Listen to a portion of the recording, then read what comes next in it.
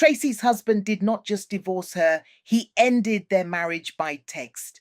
4 hours after their baby was delivered stillborn, he walked out of the hospital. She was still lying in that bed when her phone buzzed. He said he was leaving. He said he needed space. He said he was moving in with another woman. He believed she was broken, damaged goods.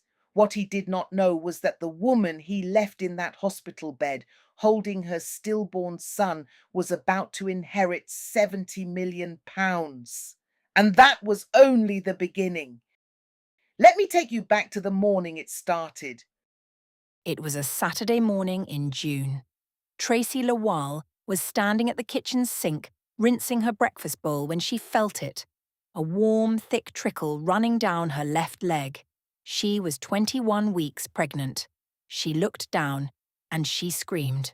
Tony came in from the living room. He looked at her. He looked at the blood. Something moved across his face, not horror, not panic, something closer to irritation. Call 999. What are you screaming for? Call 999. She called 999. The ambulance came. At the hospital, everything happened quickly. She did not remember going into the operating theatre. She did not remember much at all. Tony was there, but very distant, saying nothing. The doctor came in at 2:30. She was kind. She was thorough. She used the right words, carefully, precisely. They could not save the baby. Tony stood up, said something inaudible, and walked out of the room. The door swung shut behind him. A nurse brought tea. Tracy held the cup because her hands needed something to do. Her phone buzzed. She picked it up and opened her messages. Tracy, I can't do this anymore. This marriage isn't working, and it hasn't been for a long time. I'm going to stay at Chioma's for a while to heal and clear my head.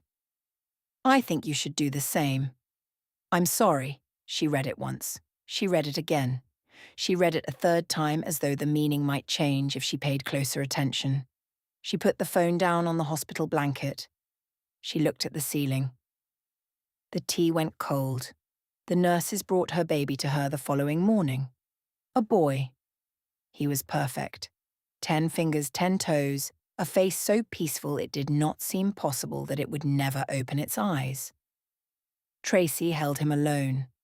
There was no Tony beside her, no hand on her back, no voice saying anything at all. She named him. She told him she was sorry. She told him he was loved. She told him things she would never repeat to anyone, things that belonged only to the two of them. In that room, in that hour. The baby was cremated after 48 hours. Tracy went home on Friday afternoon. She came home to Tony's cologne still in the bathroom, his trainers still by the door. She sat on the edge of the bed they had shared for 8 years, and she began to cry. The kind of crying that comes without tears, that lives deep in the chest, the wail of a woman who has lost too much to have anything left to weep. She was simply empty. She had been through this 6 times before, 6 losses, each one quietly survived, each one folded away. But this one was different. This one had a face. And this time, she was alone. She had no idea that Monday morning would change everything. On Monday morning, Tracy was out of bed at 5. By 8:45, she was at Meadow Green Hospice. She was a hospice nurse. She knew what loss looked like from the outside, had held the hands of people at the very edge of everything, had always known what to say, what not to say, when to speak, and when to simply stay. She was good at it. She needed to be near something she was good at. She had been pregnant and married, and too consumed with her own life to notice much else when she had first walked these corridors. That version of herself felt like someone else now. She thought briefly of Arthur Roper in room 7 as she stood at his door. Her patient of 4 months, a man who had arrived quietly in February with pancreatic cancer and the dignity of someone who had decided not to make a fuss about dying. She took a deep breath, put a smile on her face, and walked in. He was sitting up in bed, fully dressed as always, shirt buttoned to the collar. He watched her cross the room. She picked up his chart and made a note without looking up. Then he said it, Something has happened. not a question. Tracy's pen stopped. She looked up. I'm fine, Arthur. I didn't ask if you were fine. I said something has happened. There is a difference. His expression had not changed. He was not prying, not performing sympathy, simply stating a thing he had observed in the way of a man who had long since decided that pretending not to see things was a waste of everyone's time. The smile she had carried in from the corridor was still technically on her face. They both knew it had stopped working. She looked back down at the chart. He said nothing. He simply let it be there. She thought about the baby, about going home to an empty flat, about the fact that 4 days ago she had a husband and a baby, and now she had neither. She stood very still and she did not cry. After a moment, she clicked her pen and straightened up. Is there anything you need before the doctor's round? Sit down, Tracy. Arthur, I have other patients. I know. You have 7 minutes before the doctor starts his round. I have been on this ward long enough to know the schedule. He looked at her with those sharp grey eyes. Patient, immovable. She sat. He asked her nothing, pushed nothing, simply looked out at the grey lead sky and let the silence be whatever it needed to be. 7 minutes. It was, she realised later, exactly what she needed. When she stood to leave, he said, Come back this afternoon. I have been talking to the walls for a week. I find I prefer your company. I will be back. It was on her way to the staff room at the end of that shift that it happened. She came around the corner fast and walked directly into him. The coffee went everywhere. Hot, all down his shirt, all down her uniform, both stepping back, both gasping, both talking at the same time. I am so sorry. Are you burned? No, I'm fine. I wasn't looking. Neither was I. Please don't apologize. They stopped, looked at each other. He was tall, shirt comprehensively ruined. She looked down at her uniform, then back up at him. And despite everything, despite the grief and the empty flat and the text message still sitting in her phone, she laughed. Brief and unguarded, up from somewhere she had forgotten existed. He looked at her for a moment, and then he laughed too. Malcolm Asamoah. Today is my first day and I am currently wearing most of the coffee machine. Tracy Lawal, nice to meet you. It was an ugly shirt. You've done me a favor. You are going to need a clean shirt. Come with me, I'll see what I can find. For the first time since Saturday, the smile she was wearing was not entirely manufactured. The bang on the door came at 9:13 on a Friday morning, 2 weeks to the day since she had been discharged from the hospital. Tracy grabbed her robe and ran downstairs. 2 men. One tall, one broad, both carrying the practiced blankness of people who had learned not to absorb the faces of the people they visited. One held a document, the other had a clipboard. Mrs. Tracy Lawal, we are court-appointed enforcement officers executing a warrant of possession issued by Leeds County Court. The landlord has obtained a possession order following 5 months of unpaid rent. We are here to enforce that order. I'm sorry, there must be a mistake. My husband handles the rent. There is no mistake. This is a lawful court order. You are required to vacate the property today. She looked at the document, the court stamp, the case number, the date. This was real. How long do I have? We will give you 2 hours to vacate the property. She closed the door, stood in the hallway in her robe, and called Tony. Hello, Tony. Sorry to disturb. Tony, I am being evicted from my home. How could you be so wicked? The silence that followed was not the silence of a man caught off guard. It was the silence of a man who had known this call was coming and had decided exactly how little he was going to say.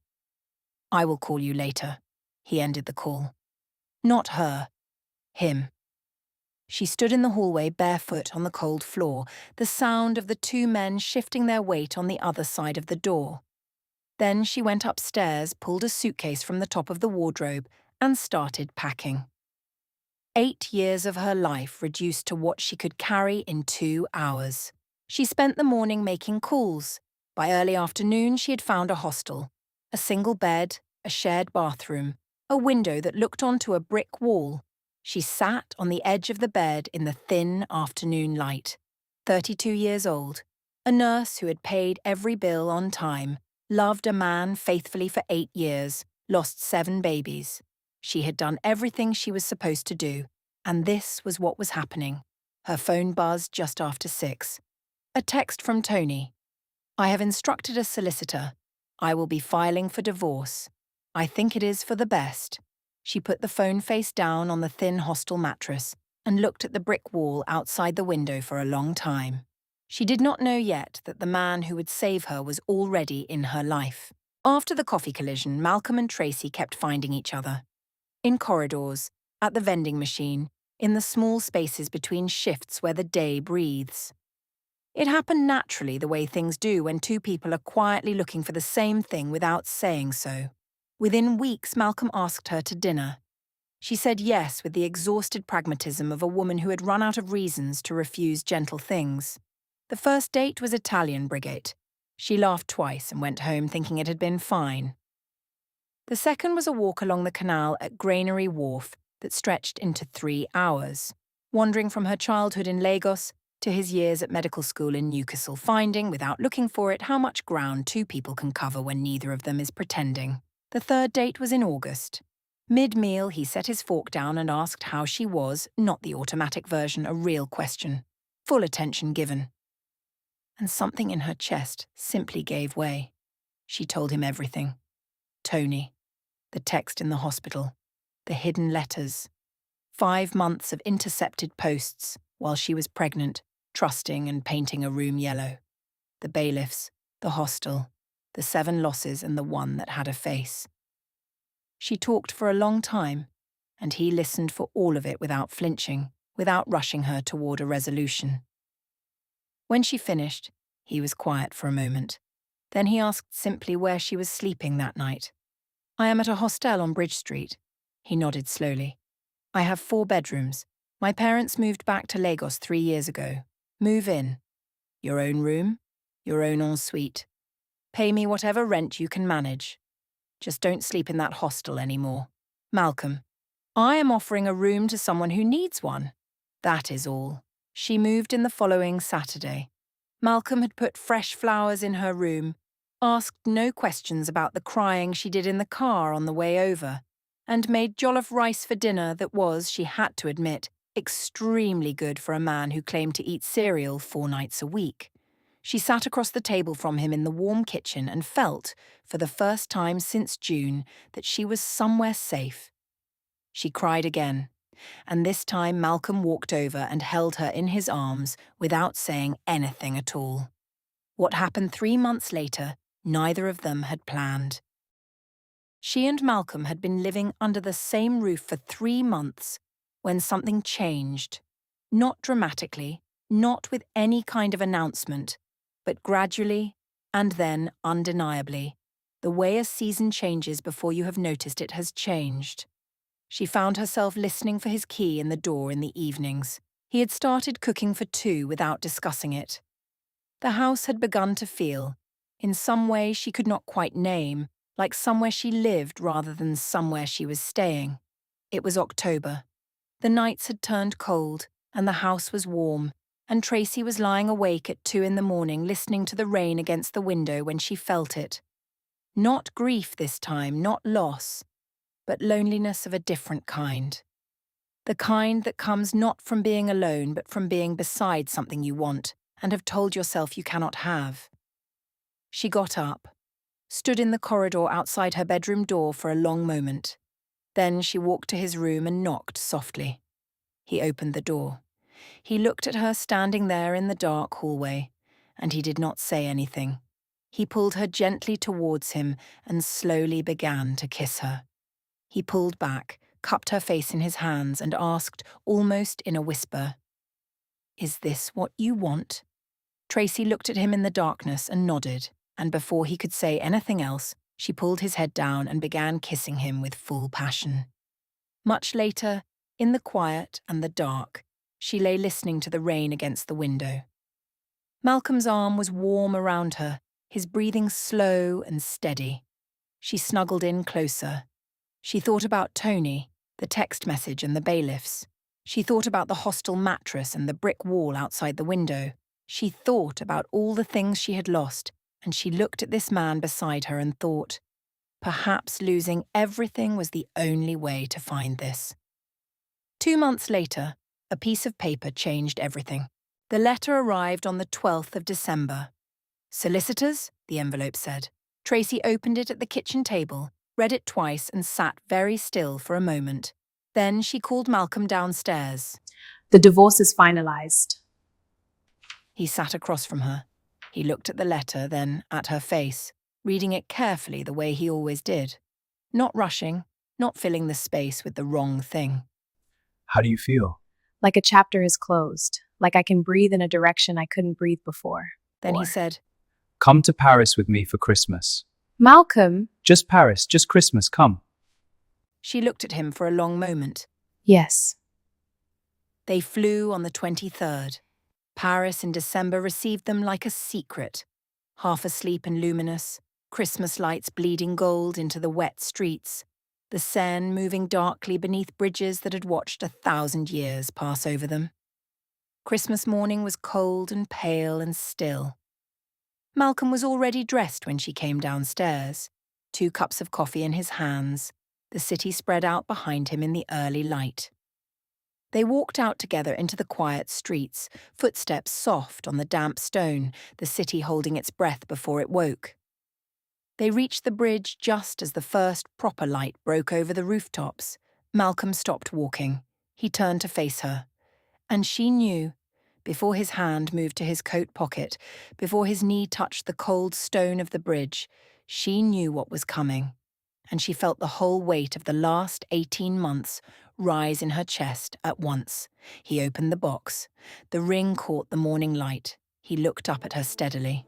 I have loved you from the moment you laughed. Not later. You were covered in coffee, and you laughed anyway, and I thought, whoever she is, I am in trouble. I do not want to spend another day of my life that is not pointed in your direction. Will you do me the honor of becoming my wife? Her eyes filled. She did not try to stop them. Yes. Obviously, yes. He exhaled, something long and private.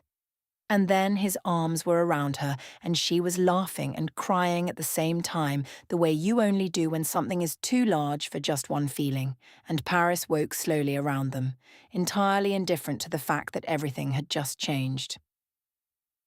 3 weeks after they came home, Arthur Roper died.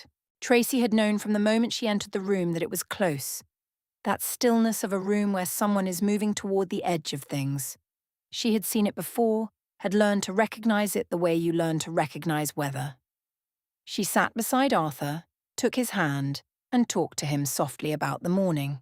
She spoke to him about her engagement over Christmas, even though she had told him 3 times that week. She told him that she had never been that happy before. Arthur had not spoken in days, but she told him anyway.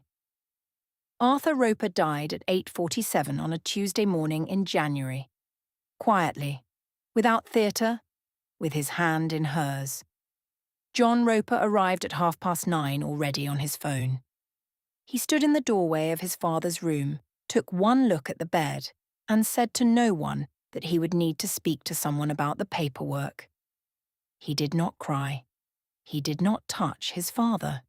He was back in the corridor within 10 minutes, phone to his ear, already talking about the estate. Tracy offered her condolences and meant none of them, and left the room to see her next patient. She ran into Malcolm in the corridor an hour later and told him. He looked at her face and pulled her into a proper hug, the kind that holds rather than comforts, and for a moment she let herself be held.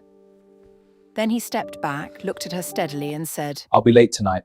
Wait up for me so we can talk. She nodded, something between grief and warmth moving across her face, and walked away. 4 days later, a letter arrived at the house. It was addressed to her personally. From a solicitor's office in the city, she had no idea it was about to change everything. The solicitor's office was on the 14th floor of a glass building in Leeds city centre. Derek Haynes had been Arthur Roper's solicitor for 32 years, and he had the manner of a man who had delivered news of all kinds across a desk for a very long time and had learned to do it without theatre. Tracy sat across from him with Malcolm beside her. The letter had said only that she was a named beneficiary in the estate of Arthur James Roper, and that her attendance was required for the formal reading of the will. Derek opened the document and read, Arthur had left Tracy his entire liquid estate, $70 million. And his current home, a 6-bedroom house with a swimming pool and a pool house. I give, devise, and bequeath to Tracy Lowell my entire liquid estate and any other financial instruments held in my name at the time of my death, the total value of which is estimated at £70 million. I further give and devise to the said Tracy Lowell my current principal residence, being the 6-bedroom property together with all fixtures, the swimming pool and associated pool house, and any contents therein not otherwise specifically bequeathed under this will. To his son John, Arthur had left the flat on Kirkstall Road, the first property he had ever owned. The rest of the estate went to 3 named charities. There was a personal note, written to Tracy by Arthur. This gift is made in full ownership and without condition. Here is a handwritten note from Mr. Arthur Roper. I watched you carry more than any person should and never once make it anyone else's problem. Then I watched you find your way back to something good. Consider this money a contribution to a life that has already earned itself. Tracy, I know you will find love again, and when you do, go to Ibadan and visit your family. Don't leave it too long. Signed AR. Within 48 hours, the story was everywhere. Local news first, then national. Hospice nurse inherits a £70 million fortune from a patient. The headline ran across every platform. Tracy's phone did not stop. She turned it off and sat in the kitchen of their house and read Arthur's note 3 more times. John Roper attempted to contest the will. His legal team argued undue influence. The case was thrown out within 6 weeks. Arthur's diary entries, his medical records confirming a sound mind, and the testimony of the hospice staff left the judge with very little to consider. John left the proceedings with nothing but the Kirkstall Road flat. And then, from somewhere Tracy had not expected, a message arrived. Tony had seen the news. Of course he had. £70 million was not a figure that stayed quiet, and the story had been everywhere. His messages started the day after the headlines. First one, then several, then a sustained campaign of carefully worded remorse. Tracy read them all. She did not respond to any of them, but when he called, or the 4th call, she answered. Hello, Tracy. Hello, Tony. He had been thinking about her constantly. He had made terrible choices. He had been in a dark place. The miscarriage had affected him more than he had shown. He had handled everything catastrophically wrong, and he was deeply, genuinely sorry. He had missed her every single day. She let him finish. Then she said she would meet him in a coffee shop in town the next day. Okay, no worries. I will meet you tomorrow at 1:30. I will text you the details. He was already at the table when she arrived, with a large bouquet of flowers, the expensive kind. He was in a new jacket with the careful grooming of a man who had thought hard about this meeting. He stood up when he saw her, a big smile on his face, and handed her the bouquet. She took the flowers and sat down without smiling back. He talked. He was sorry. He had always loved her. He had been foolish and frightened, and Kioma had meant nothing. He could see now with absolute clarity that Tracy was the person he was supposed to be with, and if she could find any way at all to consider, she let him finish. Then she looked at him across the table. This man who had watched her bleed on the kitchen floor and told her to call 999 in a tone of irritation. Who had walked out of a hospital room when he heard their child was stillborn. Who had known about the eviction and said nothing. She felt something settle in her, final and clear, like a door closing on a room she would never enter again. Tony, please listen carefully. If you were on fire, I would pour gasoline on you, very slowly. That is how much I hate you. I want you to remember that for the rest of your natural life. She stood up, picked up her bag, paused for a second, then picked up the bouquet as well. She walked out of the coffee shop straight to the bin on the pavement, dropped the flowers in, and walked away into the Leeds afternoon, without looking back once. Malcolm was parked across the street. She got in. He looked at her face and did not ask any questions. He simply pulled out into the traffic and drove them home. 2 years later, Tracy gave Malcolm the greatest gift of his life. The next 2 years were busy. Tracy took Arthur's advice and went to Ibadan with Malcolm to see her family. They spent 3 weeks going between his family in Lagos and hers in Ibadan, and they had not one wedding, but 2. The biggest Ibadan had seen in years, and another in Lagos to match. When you have £70 million, you do not do things quietly. When they returned, Malcolm and Tracy moved into their 6-bedroom house with the swimming pool. The Arthur Roper Foundation had been open for 6 months. A quiet building on a Leeds side street offering counselling, financial support, and a community for women who had suffered miscarriage. Women who had lost babies and, sometimes, everything else alongside them. In its first 6 months, it had helped 43 women. Tracy knew each of their names. 2 years to the day after Arthur Roper died, Tracy Asamoah gave birth to a boy. He was perfect. 10 fingers, 10 toes. A face that looked, she thought, like the beginning of something rather than the end. She held him in the hospital room with Malcolm beside her, his hand in hers this time, and she looked at this small new person and felt the full measure of everything it had taken to arrive at this moment. Not just the joy of it, but the cost of it. Every loss, every flaw, every door that had closed. She understood now that none of it had been wasted. Every single piece of it had been the price of this room, this man, this child. She named the baby Malcolm Arthur. Malcolm said nothing for a long time.